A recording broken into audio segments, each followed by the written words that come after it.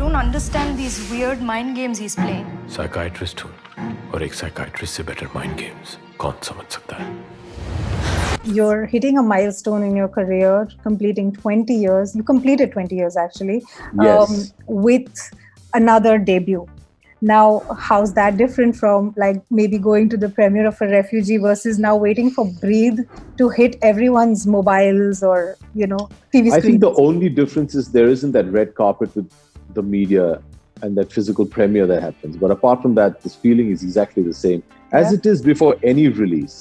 What I'm really curious to know about Breathe is the trailer talks about these emotions of anger and lust, and you're a psychiatrist there. So was there a lot of prep that went into this character? Was there a reason why you said, okay, this is the script I want to do for my OTT debut? I'll answer this in two parts. Sure. First,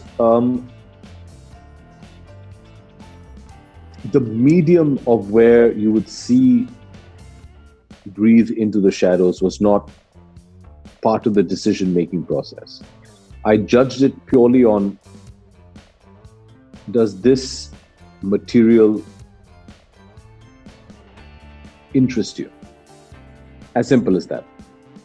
Is the material worth it? The material, when I heard it, was totally worth it. The next was in terms of prep. There was extensive work that the director and I did together. Extensive, months. That's also because due to the format, which is 12 episodes of almost an hour each, you're talking about, as per Indian terms, almost 4 films. So you have to develop a character over 4 films.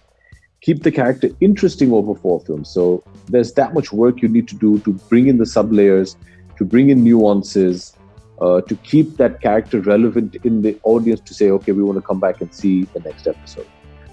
So because you've got that much more material to work with, you have to have characters in there that you can really deep dive into.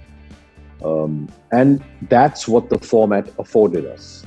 And that's the biggest difference, if not the only difference for me between cinema and a web series. I get 3 hours to justify Guru Kant Desai. Over here, I get, good 11 to 12 hours to justify Avinash Sabharwal and why he does what he does. So that's the biggest difference. So because of that, and because there's that much more material you need to justify, there's that much more prep involved. But it's the equivalent of prepping for 4 films. Looking forward to Breathe Into the Shadows on I hope you enjoy Prime it. Video soon. We've all worked very hard. I hope you enjoy it.